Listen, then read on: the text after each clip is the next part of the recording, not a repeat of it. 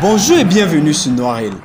Cette nouvelle vidéo est consacrée aux 10 meilleurs entraîneurs de l'histoire du football. Mais avant de commencer, je t'invite à t'abonner, d'activer la cloche de notification si ce n'est pas déjà le cas pour ne pas rater mes prochaines vidéos. On commence. Quels sont les meilleurs entraîneurs de l'histoire? Le poste d'entraîneur est un poste très spécial et délicat dans le monde du football. Véritable chef d'orchestre d'une équipe, le rôle de l'entraîneur est de plus en plus vaste.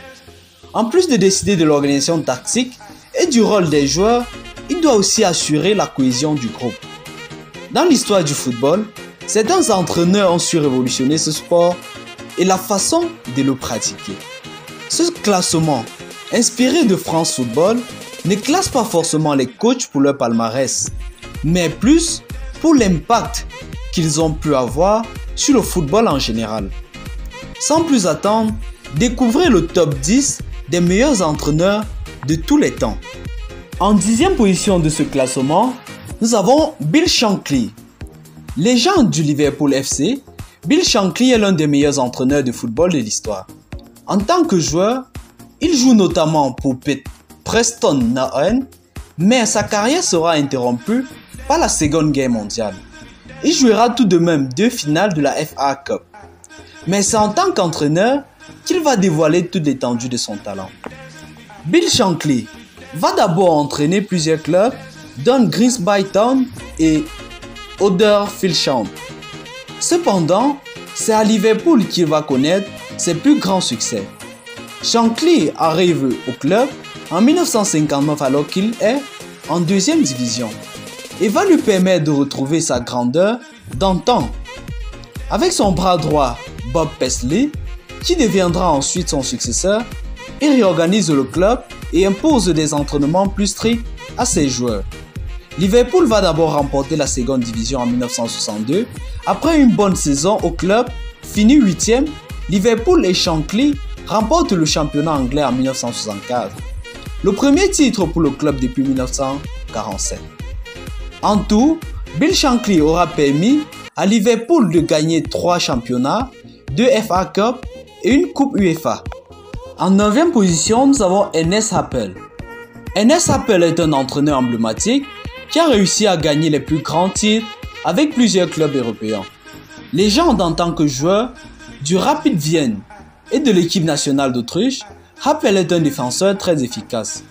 Il remporte 6 fois le championnat d'Autriche et accroche une 3e place lors de la Coupe du Monde en 1954 avec la sélection nationale. En tant qu'entraîneur, Ernest Happel mène plusieurs clubs à de grands succès. Avec Feyenoord Rotterdam, il remporte 2 championnats ainsi que la Ligue des Champions et la Coupe intercontinentale en 1970. Il s'engage ensuite avec le club Bruges. Happel y remporte 3 fois le championnat belge et atteint une finale de la Coupe UEFA ainsi qu'une finale de la Ligue des Champions, mais échoue à 2 reprises contre Liverpool. En 1978, Ernest Happel devient l'entraîneur de la sélection néerlandaise. Il les mène jusqu'en finale de la Coupe du Monde, mais il échoue encore face à l'Argentine. L'Autrichien va renouer avec succès en rejoignant Hambourg en Allemagne. Il remporte 2 championnats avec le club et une Ligue des Champions en 1983. Il devient ainsi le premier entraîneur à remporter la Ligue des Champions avec 2 clubs différents. Ernest Happel mérite donc largement sa place parmi les meilleurs entraîneurs de l'histoire. En 8e position, nous avons Carlo Ancelotti. Ancien grand joueur dans plusieurs clubs européens, Carlo Ancelotti est aussi devenu l'un des meilleurs entraîneurs de l'histoire. Brillant milieu de terrain, il aide AS Rome et surtout Milan AC à gagner plusieurs titres majeurs. Il remporte notamment 2 fois la Série A et 2 fois la Ligue des Champions avec Milan. Ancelotti comptait également 26 sélections avec l'Italie et a participé à la Coupe du Monde 1990. Mais son palmarès d'entraîneur est encore plus impressionnant. Carlo Ancelotti a entraîné plusieurs des plus grands clubs du monde: Juventus, Milan, Chelsea, PSG, Real Madrid ou encore Bayern Munich. Au cours de sa carrière d'entraîneur, il a remporté les 5 plus grands championnats d'Europe. la Série A avec Milan, la Première Ligue avec Chelsea, la Ligue 1 avec le PSG, la Liga avec Madrid et la Bundesliga avec Munich. Ancelotti a également remporté 3 fois la Ligue des Champions en tant qu'entraîneur, dont 2 fois avec Milan AC. Il remporte sa 3e Ligue des Champions avec le Real Madrid, qui attendait son 10e sacré depuis 12 ans. Après être passé à Naples et Everton, Carlo Ancelotti. En 7e position, nous avons Helenio Herrera. Helenio Herrera est l'un des entraîneurs les plus emblématiques des années 60 et 70.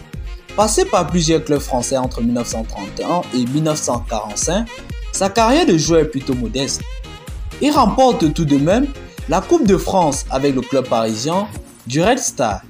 Son palmarès en tant qu'entraîneur est bien plus impressionnant, ce qui fait de lui l'un des meilleurs entraîneurs de tous les temps. Herrera débute sa carrière de coach en France, avec notamment 3 saisons au Stade français avant de rejoindre l'Espagne. Il y entraînera plusieurs clubs, dont surtout Atlético Madrid et le FC Barcelone. Helenio Herrera remporte 2 titres de Liga avec Atlético, puis 2 de plus à Barcelone, où il ajoute aussi la Coupe d'Espagne à son palmarès. En 6e position, nous avons Valeri Lobanovský. Valeri Lobanovský est une légende du Dynamo Kiev et l'un des meilleurs entraîneurs de tous les temps. Formé au club, il devient par la suite un élément essentiel du Dynamo, d'abord en tant que joueur. Lobanovský remporte d'ailleurs le premier championnat d'URSS et de l'histoire du club en 1961. Après 2 saisons à Odessa et une à Donetsk, il prend sa retraite sportive à l'âge de 29 ans et devient entraîneur 1 an plus tard. Lobanovský va d'abord entraîner le modeste club Dnipropetrovsk, qu'il va aider à monter en première division et s'y maintenir. Mais il sera très vite rappelé par son club de toujours pour prendre les commandes du Dynamo. Il remporte en tout avec le club de Kiev 8 championnats d'URSS et 5 coupes d'URSS. Même au niveau international, il réussit à gagner 2 fois la Coupe des Coupes et la Super Coupe de l'UEFA en 1975 face au Bayern. En 5e position de ce classement, nous avons Pep Guardiola. Pep Guardiola fait partie des entraîneurs les plus connus et respectés de nos jours. Réputé pour son football basé sur la possession de balle, il est avec Ancelotti le seul entraîneur encore en activité de ce classement. Joueur emblématique de FC Barcelone, Guardiola remporte entre autres 6 Ligas et une Ligue des Champions avec Blaugrana. Il sera également appelé à 47 reprises en sélection espagnole. Mais Guardiola est encore plus connu en tant qu'entraîneur, notamment pour son style légendaire surnommé Tiki-Taka. Dès sa première saison sur les bancs de Barcelone, il réussit l'exploit de remporter 6 trophées possibles cette année-là. Il devient aussi le plus jeune entraîneur à remporter une Ligue des Champions. Au total, il remporte 3 fois la Liga, 2 fois la Coupe du Roi et 2 fois la Ligue des Champions en 4 saisons au Barça. Après un passage au Bayern, il remporte 3 Bundesliga et 2 Coupes nationales. Il rejoint Manchester City en Angleterre. Lors de sa première saison complète, il devient champion en atteignant la barre de 100 points, un record. L'année suivante, il réussit encore un nouveau record en gagnant le championnat et les 2 coupes nationales, une première en Angleterre. Avec un palmarès pareil, on peut dire que Pep Guardiola fait déjà partie des meilleurs entraîneurs de l'histoire. En 4e position de ce classement, nous avons Johan Cruyff. Johan Cruyff est sûrement la seule personne à faire partie en même temps des meilleurs joueurs de l'histoire et des meilleurs entraîneurs de l'histoire. Son empreinte sur le football est immense. Premier joueur à remporter le Ballon d'Or à 3 reprises, il remporte de nombreux titres avec Ajax Amsterdam et Barcelone. Les 3 Ligues des Champions remportées avec Ajax étant sûrement son plus grand exploit. En tant qu'entraîneur, Cruyff va commencer comme en tant que joueur à Ajax Amsterdam. Il remporte avec le club un championnat, 2 coupes nationales et une coupe des coupes en 1987. Suivant les traces de sa carrière de joueur, il rejoint en 1989 le FC Barcelone. Comme à Amsterdam, il va installer son style de jeu qu'il va imposer jusqu'au centre de formation.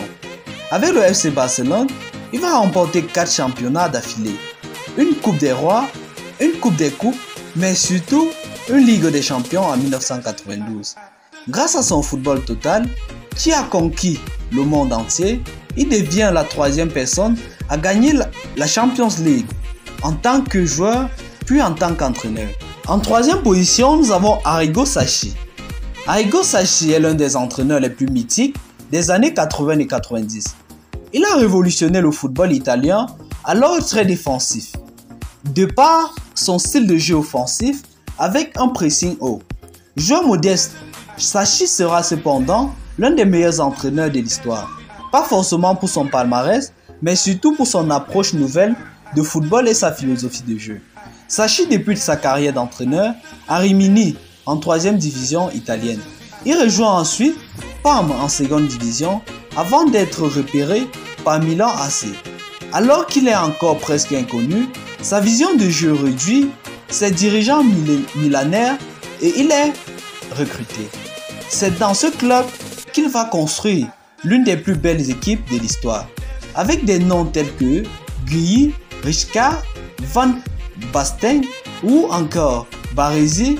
Il va dominer l'Europe à la fin des années 80. En 2e position de ce classement, nous avons Sir Alex Ferguson, entraîneur légendaire du Aberdeen FC, mais surtout de Manchester United. Sir Alex Ferguson est l'un des meilleurs entraîneurs de l'histoire. La carrière de joueur de Ferguson le fait passer dans plusieurs clubs écossais, dont notamment les Rangers FC. Plutôt bon attaquant, il remportera pourtant jamais le titre majeur durant sa carrière de joueur. Sir Alex Ferguson est surtout pour son exceptionnelle carrière d'entraîneur. Il entraîne plusieurs clubs écossais avant de rejoindre Aberdeen FC. Avec son nouveau club, il va connaître le succès énorme en remportant le championnat écossais à 3 reprises. C'est la première fois depuis 15 ans que le championnat n'est pas remporté par Celtic ou les Rangers. Ferguson remporte également 4 fois la Coupe d'Écosse et surtout la Coupe des Coupes après avoir sorti le Bayern Munich et le Real Madrid en finale. Sir Alex Ferguson va surtout devenir l'entraîneur le plus emblématique de Manchester United.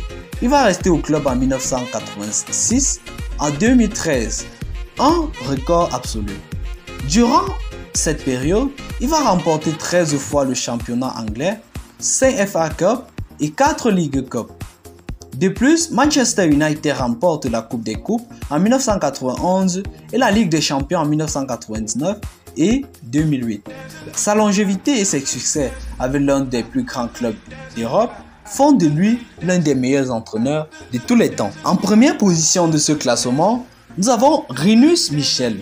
Considéré comme le père du football moderne, Rinus Michels est sûrement le meilleur entraîneur de l'histoire.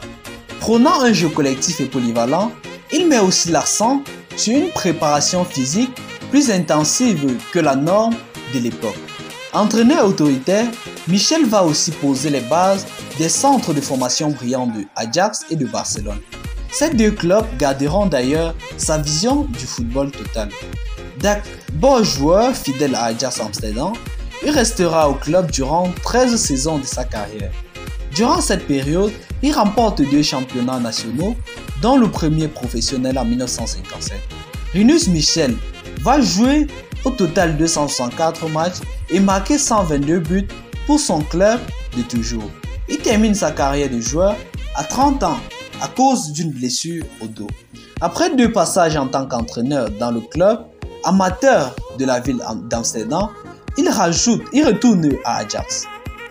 Dès sa première saison pleine, il remporte le championnat après avoir réorganisé complètement son équipe. En tout, il va gagner le championnat à 3 reprises ainsi que la Coupe des Pays-Bas à 3 fois également. Michels va surtout réussir à remporter la Ligue des Champions en 1971 avec Ajax. Rinus rejoint ensuite le FC Barcelone où il ne connaît pas aussi un grand succès et remporte tout de même le championnat d'Espagnol en 1974 et pose la fondation de ce qui fera le grand Barça des décennies suivantes. Michel entraîne aussi la sélection néerlandaise à 2 reprises où il retrouve notamment Cruyff. Finaliste de la Coupe du Monde 1974, le Pays-Bas s'incline face à l'Allemagne malgré un statut de favori. La consécration vient en 1988 avec la victoire lors de l'Euro, le premier titre international pour le pays. Ainsi prend fin cette vidéo. Merci de l'avoir regardé jusqu'à la fin. Si vous n'êtes pas abonné, je vous invite de vous abonner, d'activer la cloche de notification pour ne pas rater mes prochaines vidéos. Merci et à très bientôt.